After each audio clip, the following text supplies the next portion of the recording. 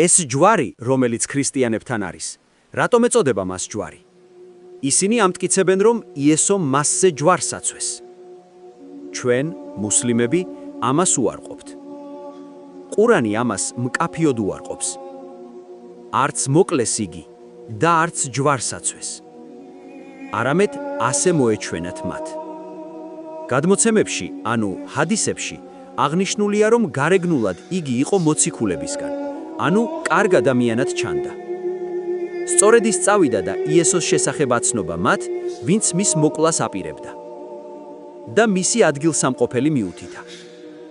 როცა ისინი მოვიდნენ იესოს დასაჭერად, ღმერთმა იესო თავისთან აღამაღლა და მისი სახე იმ მოღალატე ადამიანს დაამსგავსა.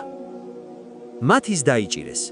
შესაძლოა ის ყვიროდა, მე იესო არ ვარ, მაგრამ ისინი ხედავდნენ, რომ გარეგნობით იესო ქრისტეს გავდა, წაიყვანეს და ჯვარს აცვეს.